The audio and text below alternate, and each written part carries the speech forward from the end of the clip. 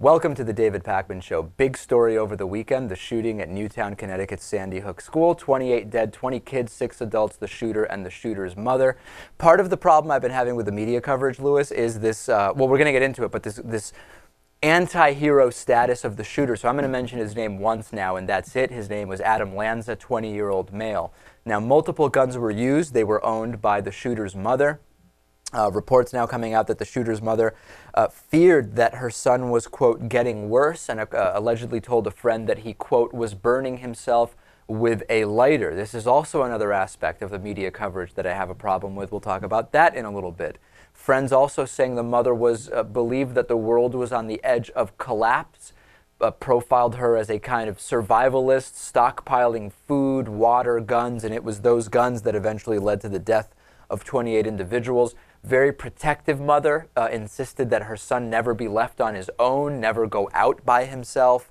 A lot of details starting to emerge, initially a lot of incorrect details, but I want to focus really on the media coverage because I think that there have been so many problems with this media coverage, and I want to start from the top of the list. Number one, the way that mainstream corporate media obsessive over the victim, I believe, creates this almost anti-hero status. I mean, think about the number of hours of television now that have gone into every detail about this individual's life.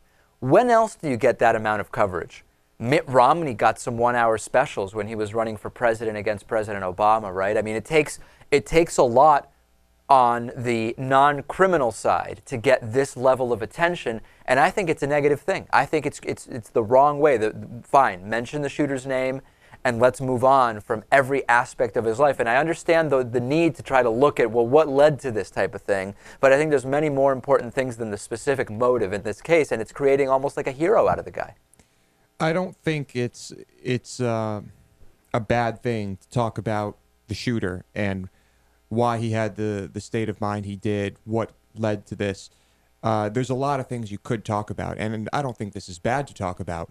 It's one of the many things that you could talk about. I mean, I don't know if we can criticize media outlets for talking about this, considering that this is something that people find really interesting and want to hear more about. Well, but that's the thing. I think we need responsibility over what people find interesting. What people find interesting is coded word for ratings, and I understand it's all about ratings and making money. I do get that, but I believe that we're getting to irresponsible media coverage.